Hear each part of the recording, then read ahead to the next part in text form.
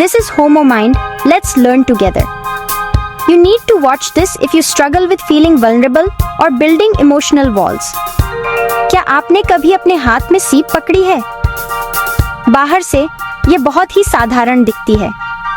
ये एक खुरदुरी, ग्रे और मजबूत जीव है जो दुनिया से कसकर बंद है।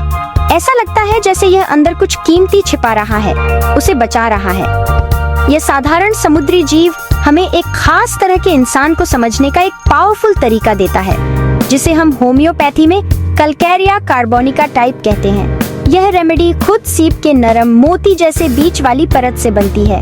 यह परत कैल्शियम कार्बोनेट है, वही चीज जो सीप को उसकी ताकत और बनावट देती है। यह धीरे धीरे परत दर परत सुरक्षा के लिए बनी हुई एक सामग्री है।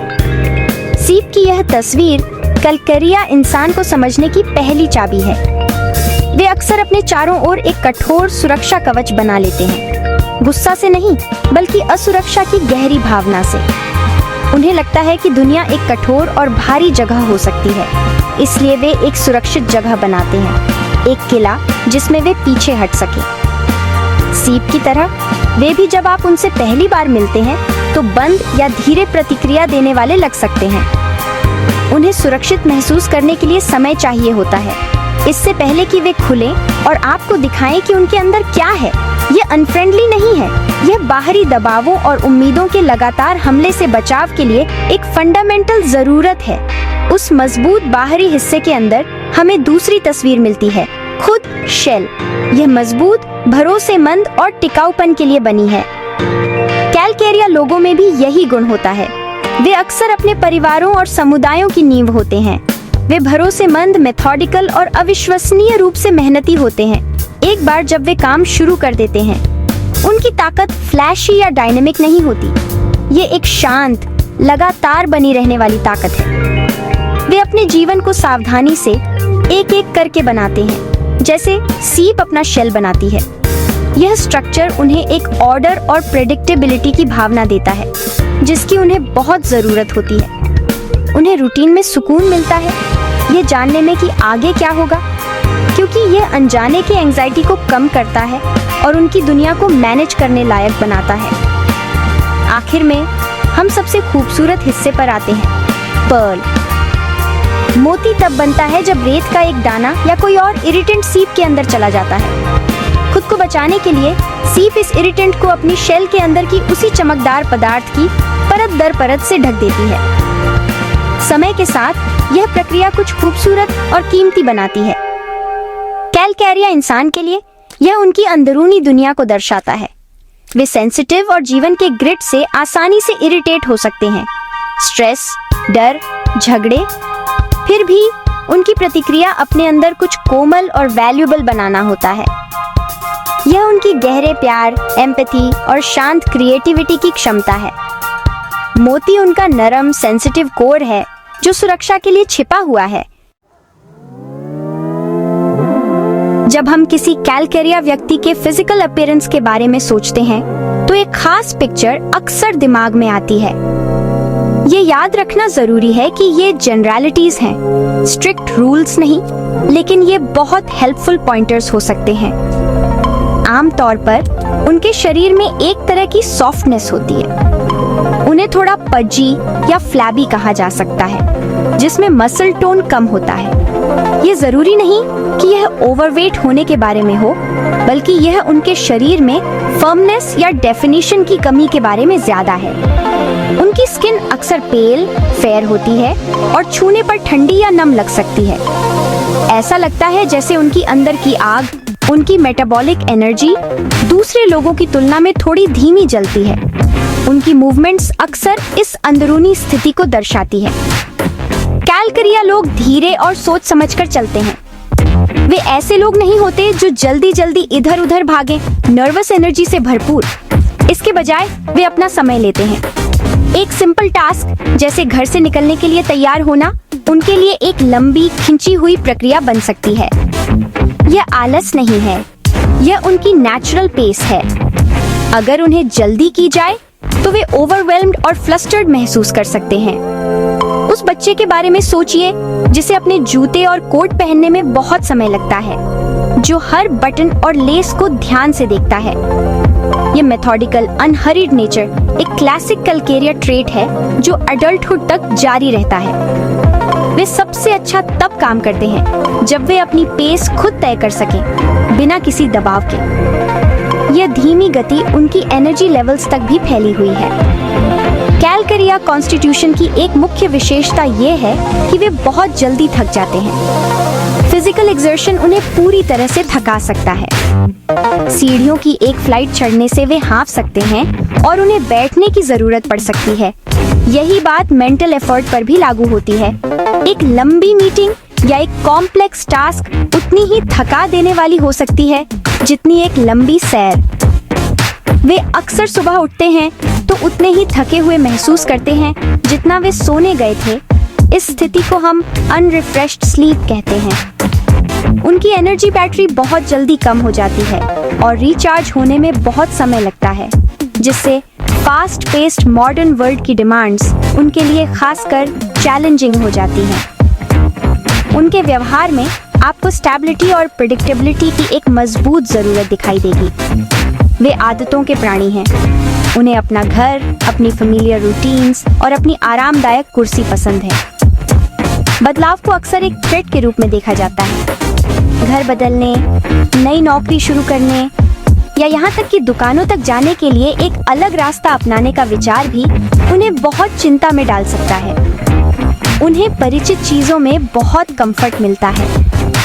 ये उसी प्रोटेक्टिव शेल का हिस्सा है जिसके बारे में हमने पहले बात की थी। अपनी दुनिया को छोटा, व्यवस्थित और प्रेडिक्टेबल रखकर वे ऐसी किसी भी चीज का सामना करने की संभावना को कम करते हैं जो उनके सेंसिटिव सिस्टम को ओवरवेल्म कर सकती है। वे नेस्टर्स हैं जो बाहर की अनप्रेडिक्टेबल दुनिया से एक सेफ और कोजी हेवन बनाते हैं। एक कैलकेरिया व्यक्ति की सबसे खास फिजिकल कैरेक्टरिस्टिक टेम्परेचर के साथ उनका रिश्ता है। वे ठंड के प्रति बहुत सेंसिटिव होते हैं। उन्हें अक्सर ठंड लगती है, यहाँ तक कि ऐसे कमरे में भी जहाँ दूसरों को कंफर्टेबल लगता है। आप उन्हें जंपर, ब्लैंकेट या एक्स्ट्रा सॉक्स की तलाश में देखेंगे।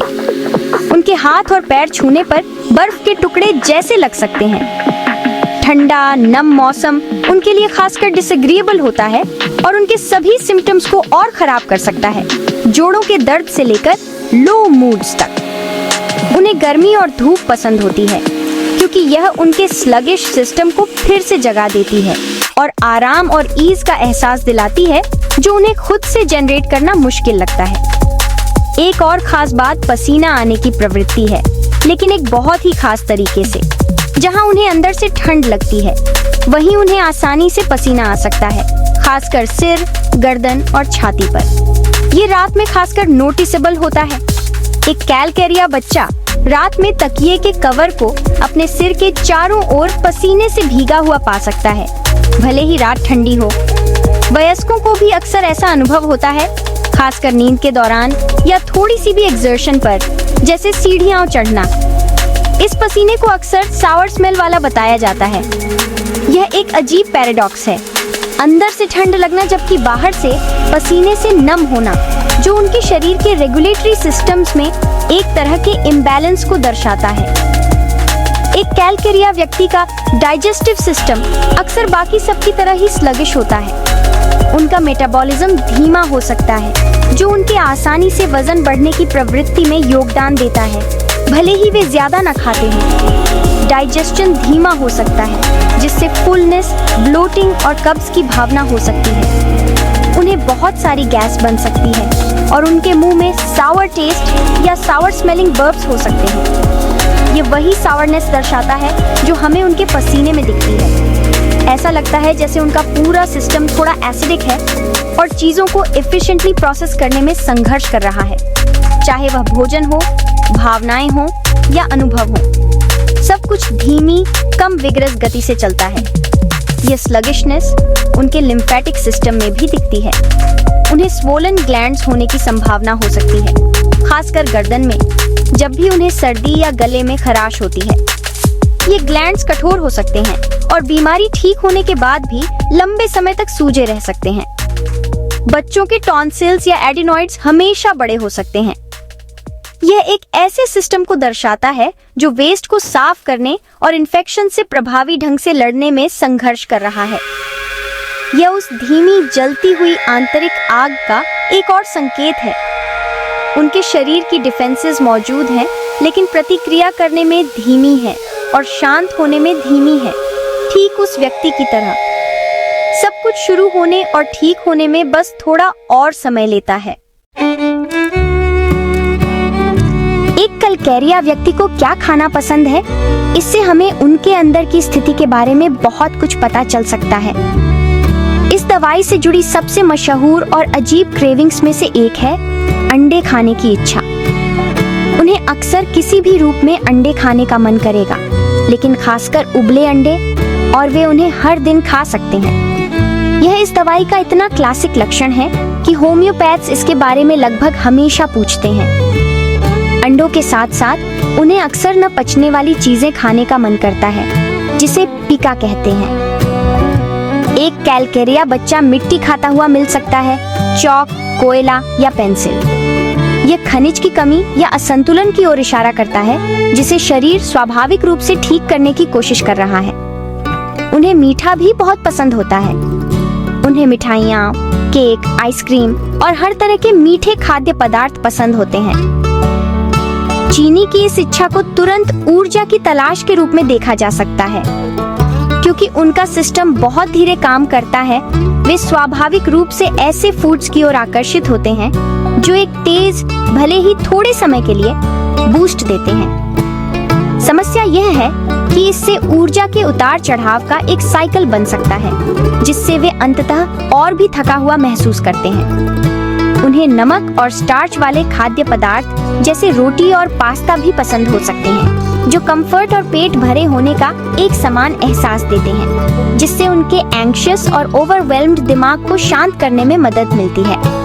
जितनी मजबूत उनकी क्रेविंग्स होती है, उतनी ही मजबूत उनकी अवर्जन्स भी होती हैं। कई कैलकेरिया लोगों को दूध बिल्कुल पसंद नहीं होता, जबकि जब वे बच्चे थे तब वे दूध पीकर मोटे और स्वस्थ हो सकते थे। बड़े होने पर उन्हें दूध से इंटॉलरेंस या सिर्फ घृणा हो सकती है। दूध पीने से डाइजेस्टिव अपसेट हो सकता है, जैसे पेट फूलना या दस्त। यह उन दिलचस्प विरोधाभासों में से एक है, क्योंकि कैल्शियम, जो ऑयस्टर शेल से मिलता है, दूध का एक मुख्य घटक है। उन्हें मांस और रिच फैटी फूड से भी अवर्जन हो सकती है। ये फूड्स उनके पहले से ही धीमे डाइजेस्टिव सिस्टम्स के लिए बहुत भारी लगते हैं और उन्हें घंटों तक बीमार महसूस करा सकते हैं। एक और सामान्य अवर्जन है स्लाइमी टेक्सचर्स से। उदाहरण के लिए, ऑयस्टर्स खाने का विचार उनके लिए पूरी तरह से रिपल्सिव हो सकता है, जो दवाई के सोर्स को देखते हुए बहुत ही आयरॉनिक है।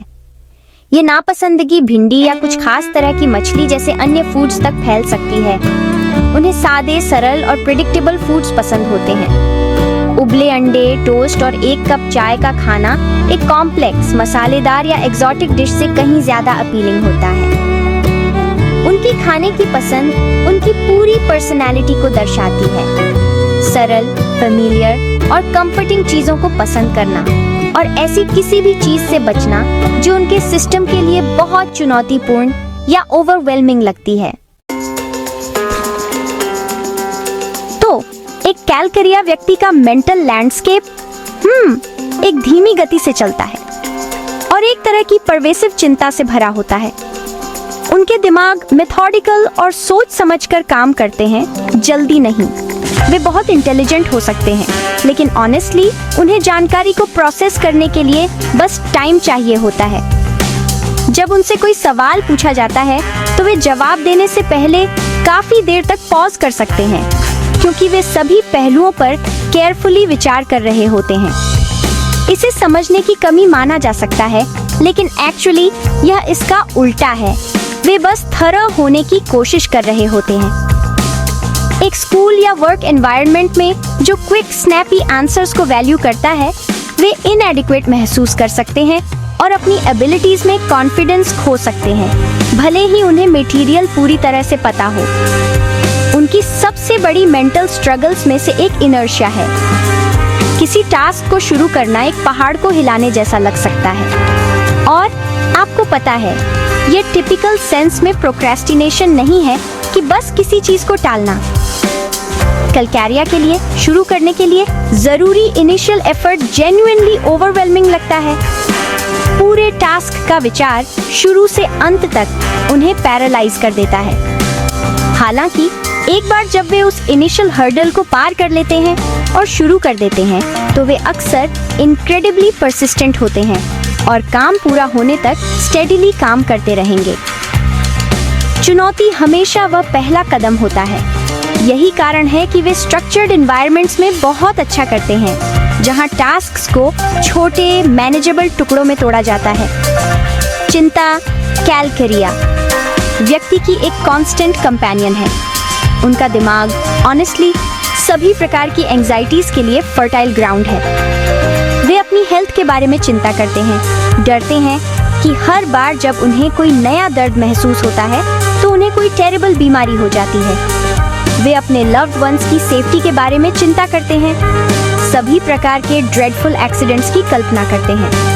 वे फ्यूचर के बारे में, पैसे के बारे में और दूसरे लोग उनके बारे में क्या सोचते हैं, इसके बारे में चिंता करते हैं। वे विशेष रूप से क्रूअल्टीज की खबरें सुनकर या स्केरी फिल्म्स देखकर डर जाते हैं, क्योंकि इमेजेस उनके दिमाग में फंस सकती हैं और उन्हें कई दिनों तक परेशान कर सकती हैं। चिंता का यह कांस्टेंट स्ट्रीम उनकी पहले से ही लिमिटेड एनर्जी को ड्रेन कर देता है और उनके सेफ प्रोटेक्टिव शेल के अंदर रहने की उनकी इच्छा को रीइंफोर्स करता है। यह एंजाइटी अक्सर लो सेल्फ कॉन्फिडेंस की ओर ले जाती है, क्योंकि वे धीमे होते हैं, आसानी से थक जाते हैं और चिंता करने के लिए प्रोन होते हैं। वे यह मानना शुरू कर सकते हैं कि वे दूसरे लोगों जितने केपेबल नहीं हैं। वे अपनी स्टेडी प्लॉडिंग पेस की तुलना दूसरों की सीमिंगली एफर्टलेस स्पीड से करते हैं और महसूस करते हैं कि वे कम पढ़ते हैं। ये फेलियर के डर का कारण बन सकता है, जो उन्हें नई चीजें आजमाने से भी रोकता है। वे रीअश्योरेंस और गाइडेंस के लिए दूसरों पर बहुत डिपेंडेंट हो सकते हैं, अपने खुद के जजमेंट पर भरोसा करने से डरते हैं। वे दुनिया में वल्नरेबल और एक्सपोज्ड महसूस करते हैं और यह डीप सीटेड इनसिक्योरिटी वास्तव में कैलकैरिया पिक्चर के मूल में है। कैलकैरिया बच्चे को पहचानना अक्सर आसान होता है।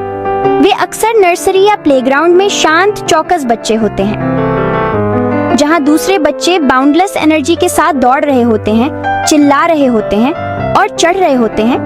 वहीं कैलकैरिया बच्चा एक कोने में आराम से बैठा हो सकता है, एक खिलौने के साथ खेल रहा होता है या बस सुरक्षित दूरी से उस केओस को ऑब्जर्व कर रहा होता है। उन्हें अक्सर अच्छे बच्चे कहा जाता है, शांत और ज्यादा डिमांडिंग नहीं। वे चबी और सॉफ्ट हो सकते हैं और रात में उनके सिर पर पसीना आ सकता है। वे अपने डेवलपमेंटल माइलस्टोन्स जैसे टीथिंग, क्रॉलिंग या वॉकिंग तक पहुंचने में धीमे हो सकते हैं। यह उनकी क्षमता की कमी के कारण नहीं, बल्कि उनकी स्वाभाविक सुस्ती और सावधानी के कारण होता है। उनके डर बहुत ज्यादा होते हैं और एक माता पिता को डिस्प्रपोर्शनेट लग सकते हैं। वे अक्सर अंधेरे से बहुत डरते हैं और नाइट लाइट के लिए इंसिस्ट करेंगे। उन्हें कुत्तों से, राक्षसों से, तूफानों से और अकेले छोड़े जाने से डर लगता है।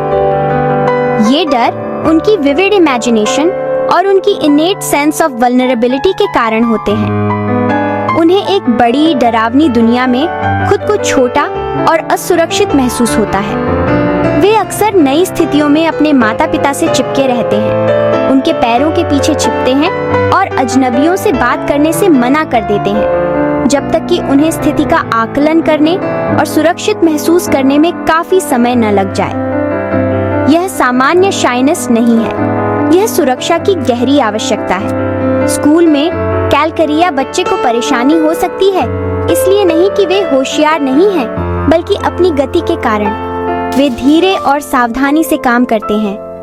वे निर्धारित समय में अपना टेस्ट पूरा नहीं कर पाते हैं, इसलिए नहीं कि उन्हें उत्तर नहीं पता होते, बल्कि इसलिए कि वे अपने काम को सावधानी से जांचते रहते हैं। वे एक साथ बहुत सारी जानकारी से ओवरवेल्म्ड हो सकते हैं और जब कोई टीचर बहुत तेजी से बात कर रहा होता है तो वे जोन आउट हो सकते हैं। उन्हें बुलीड किया जा सकता है क्योंकि उनका कोमल, गैर टकराव वाला स्वभाव उन्हें एक आसान टारगेट बनाता है। यह उनके इस विश्वास को मजबूत कर सकता है कि दुनिया एक खतरनाक जगह है और उन्हें अपनी शेल में और भी पीछे हटने पर मजबूर कर सकता है।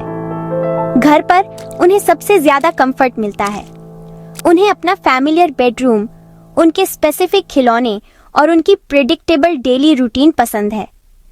इस रूटीन में कोई भी रुकावट, जैसे मेहमानों का आना या उनकी सामान्य नैप टाइम का छूट जाना, उन्हें बहुत परेशान कर सकता है। वे सेंसिटिव आत्माएं हैं जिन्हें बढ़ने के लिए एक शांत, स्थिर और प्यार भरा माहौल चाहिए। जब वे सुरक्षित महसूस करते हैं तो वे अविश्वसनीय रूप से स्वीट, अफेक्शनेट और एम्पैथेटिक बच्चे हो सकते हैं। वे वह बच्चे हैं जो अगर आप उदास होंगे तो ध्यान देंगे और आपको चुपचाप गले लगाने आएंगे। उनका कोमल स्वभाव उनका सबसे बड़ा गिफ्ट है, लेकिन इसे खिलने के लिए एक प्रोटेक्टेड स्पेस की आवश्यकता होती है।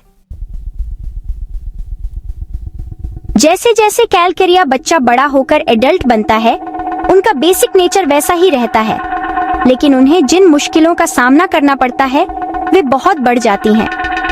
आज की दुनिया, जिसमें स्पीड, मल्टीटास्किंग और लगातार बदलाव पर जोर दिया जाता है, उनके सिस्टम पर एक लगातार हमले जैसा लग सकता है।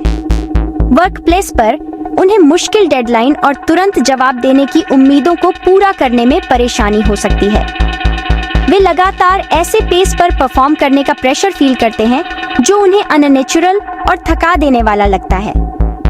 इससे पुराना स्ट्रेस और हमेशा ओवरवेल्म्ड फील हो सकता है, जैसे कि वे हमेशा एक ट्रेन पकड़ने के लिए दौड़ रहे हैं जो पहले ही स्टेशन से निकल रही है। कैलकेरिया एडल्ट के लिए ओवरवेल्म्ड होने की यह फीलिंग एक सेंट्रल थीम है। उनकी टू डू लिस्ट एक बहुत बड़े पहाड़ जैसी लग सकती है जिसे पार करना मुश्किल है। यहाँ तक कि छोटे छोटे काम भी इतने जमा हो जाते हैं कि वे उनके भारीपन से पैरालाइज्ड महसूस करते हैं। उन्हें पता होता है कि क्या करना है और वे इसे न करने के बारे में बहुत सोचते हैं, लेकिन शुरू करने के लिए जो एनर्जी और मेंटल फोकस चाहिए वह होता ही नहीं है। इससे बर्नआउट की स्थिति हो सकती है, जहां वे फिजिकली और मेंटली दोनों तरह से पूरी तरह से थका हुआ महसूस करते हैं। वे ब्रेन फॉग की फीलिंग के बारे में बता सकते हैं, जहां सोचना मुश्किल हो जाता है और कंसंट्रेशन लगभग इम्पॉसिबल होता है। ये गहरी थकान की स्थिति है जिसे कितनी भी नींद से ठीक नहीं किया जा सकता। उनकी गहरी चिंताएं भी उनके साथ बरहती हैं। बेड के नीचे राक्षसों का डर, फाइनेंशियल बर्बादी, एक जानलेवा बीमारी होने या उनके बच्चों के साथ कुछ बुरा होने के डर में बदल सकता है। वे सिक्योरिटी को लेकर ऑब्सेसिव हो सकते हैं, लगातार चेक करते रहते हैं कि दरवाजे बंद हैं या नहीं, या अपने बैंक बैलेंस के बारे में चिंता करते रहते हैं। हाई अलर्ट की यह स्थिति बहुत थका देने वाली होती है। उन्हें पागल होने या कंट्रोल खोने का डर हो सकता है, क्योंकि उनका दिमाग तेज, चिंतित विचारों से इतना भरा होता है कि वे उन्हें शांत नहीं कर पाते। यह सीप में गंदगी है, वह लगातार इरिटेशन जिसे वे अंदर से मैनेज करने की कोशिश कर रहे हैं। यह स्ट्रगल उन्हें लाइफ से दूर कर सकता है। ओवरवेल्म्ड फील होने से निपटने के लिए कैलकेरिया एडल्ट अपनी दुनिया को छोटा करना शुरू कर सकते हैं। वे सोशल इनविटेशन को मना कर सकते हैं क्योंकि वे बहुत थका हुआ महसूस करते हैं। वे काम पर नए प्रोजेक्ट लेने से बच सकते हैं क्योंकि उन्हें डर होता है कि वे उन्हें संभाल नहीं पाएंगे। उनका घर उनका सेफ प्लेस बन जाता है, वह जगह जहां वे फील करते हैं कि वे अपना गार्ड छोड़ सकते हैं और उन्हें तेज या ज्यादा एनर्जेटिक होने का दिखावा नहीं करना पड़ेगा। ये पीछे हटना एक प्रोटेक्टिव मैकेनिज्म है, लेकिन इससे अकेलेपन और ये फीलिंग भी हो सकती है कि लाइफ उनके बिना गुजर रही है, जो उनके अंदर की उदासी और चिंता को और बढ़ा देता है। हमने कैलकेरिया टाइप की मुश्किलों और कमजोरियों पर बहुत ध्यान दिया है, लेकिन उनकी गहरी और शांत ताकतों को पहचानना बहुत जरूरी है। उनका मेथोडिकल और डेलिब्रेट नेचर, जो तेज रफ्तार वाली जगह पर एक रुकावट हो सकता है, उन रोल्स में एक बहुत बड़ी ताकत बन जाता है जहां प्रिसिजन और रिलायबिलिटी की जरूरत होती है। ये वो लोग हैं जिन पर आप भरोसा कर सकते हैं कि वो काम को सही ढंग से करेंगे, बिना कोई कमी छोड़े। एक बार जब वे किसी काम को करने का फैसला कर लेते हैं तो उनमें इनक्रेडिबल स्टैमिना होती है और वे उसे आखिर तक पूरा करते हैं। वे बिल्डर्स हैं, क्राफ्ट्स पीपल हैं, अकाउंटेंट्स हैं, आर्काइविस्ट्स हैं, वे लोग जो समाज की सॉलिड फाउंडेशंस बनाते और मेंटेन करते हैं। उनकी सेंसिटिविटी जो उन्हें इतनी चिंता देती है, उनके सबसे बड़े गिफ्ट एम्पैथी का भी सोर्स है। कैलकारिया लोग अक्सर दूसरों की भावनाओं के प्रति इनक्रेडिबली अट्यून्यूड होते हैं। वे जेंटल, काइंड और कंपैशनेट सोल्स होते हैं। वे बहुत अच्छे लिसनर्स बनते हैं क्योंकि उन्हें बोलने की जल्दी नहीं होती। वे बस मौजूद रहकर एक कंफर्टिंग, स्टेबल प्रेजेंस देने में खुश रहते हैं। वे ऐसे दोस्त होते हैं जो आपके दुख में आपके साथ चुपचाप बैठेंगे। वे ऐसे माता पिता होते हैं जो अपने बच्चों को अनकंडीशनल लव और एक सेफ हेवन देते हैं। उनकी जेंटलनेस स्ट्रेंथ का एक रूप है, एक शांत शक्ति जो अपने आसपास के लोगों को सूद और हील कर सकती है। स्ट्रक्चर और ऑर्डर के लिए उनका प्यार एक पावरफुल ऑर्गेनाइजिंग एबिलिटी में भी बदल जाता है।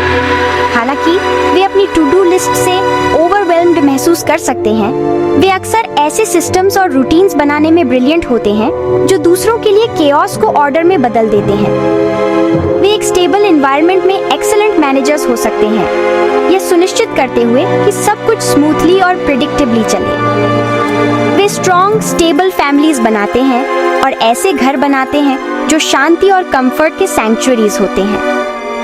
स्ट्रक्चर को बनाने और मेंटेन करने की यह क्षमता न केवल उनके लिए बल्कि उनके ऑर्बिट में मौजूद सभी लोगों के लिए सिक्योरिटी की एक वाइटल सेंस देती है। वे तूफान में एंकर्स होते हैं। इरिटेशन से बना पर्ल हमें याद दिलाता है कि उनकी मुश्किलें कुछ खूबसूरत चीज में बदल सकती हैं।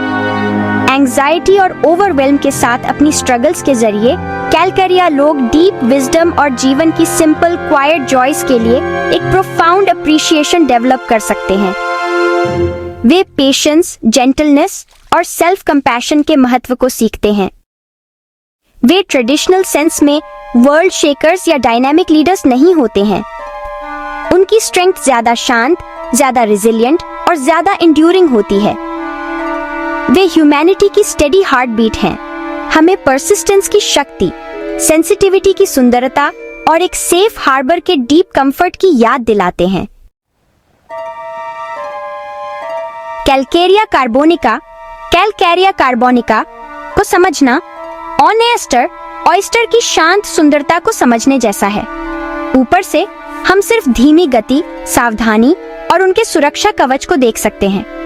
हम उनकी रूटीन की जरूरत या बदलाव के प्रति उनके रेजिस्टेंस से इरिटेट हो सकते हैं। हमारी तेज तर्रार दुनिया में उस व्यक्ति को नजरअंदाज करना आसान है जो सबसे लाउड, सबसे तेज या सबसे डायनामिक नहीं है।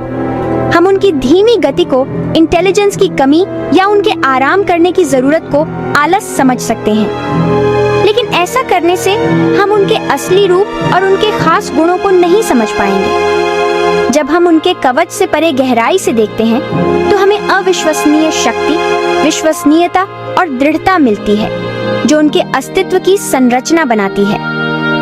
हमें सहानुभूति और करुणा का गहरा स्रोत मिलता है जो उन्हें ऐसे अद्भुत दोस्त, पार्टनर और माता पिता बनाता है। और बिल्कुल केंद्र में छिपा हुआ हमें वह कीमती मोती मिलता है, वह सुंदर, संवेदनशील आत्मा जिसने जीवन की परेशानियों और कठिनाइयों को कुछ मूल्यवान चीज में बदलना सीख लिया है। कैलकारिया व्यक्ति हमें सिखाता है कि सभी ताकत को लाउड और आक्रामक होना जरूरी नहीं है। नम्रता, स्थिरता और शांत सहनशीलता में बहुत शक्ति होती है। अपने जीवन में कैलकारिया लोगों को सपोर्ट करने का मतलब है सुरक्षा और अनुमानितता का ऐसा माहौल बनाना जहां वे फल फूल सकें। इसका मतलब है उन्हें जानकारी प्रोसेस करने के लिए जरूरी समय देना और अपनी एनर्जी रिचार्ज करने के लिए जरूरी जगह देना। इसका मतलब है भारी कामों को छोटे छोटे स्टेप्स में तोड़ना और उनके चिंतित दिमाग को शांत करने के लिए आश्वासन देना। इसका मतलब है उनकी विश्वसनीयता और उनके कोमल दिलों का जश्न मनाना, बजाय उनकी धीमी गति की आलोचना करने के। जब हम उन्हें यह समझ और सपोर्ट देते हैं तो हम उन्हें वह सुरक्षा देते हैं जिसकी उन्हें अपना कवच खोलने और अंदर के खजाने को साझा करने के लिए जरूरत होती है। आखिरकार कैलकेरिया कार्बोनिका की कहानी हमें दूसरों के प्रति और खुद के प्रति अधिक दयालु होने की याद दिलाती है। यह हमें दिखाता है कि कमजोरी कोई वीकनेस नहीं है और सेंसिटिविटी एक स्ट्रेंथ है। यह हमें हर व्यक्ति के अंदर छिपे मोती को खोजने के लिए प्रोत्साहित करता है, खासकर उन लोगों में जो बंद या खुद को धीरे धीरे सामने लाने वाले लगते हैं। कैलकेरिया टाइप के शांत, स्थिर और सौम्य स्वभाव की सराहना करके हम न केवल उनकी मदद करते हैं बल्कि अपने जीवन को भी समृद्ध करते हैं। धीमा होने, वर्तमान में रहने और ऐसी चीजें बनाने का गहरा मूल्य सीखते हैं जो लंबे समय तक चलती हैं।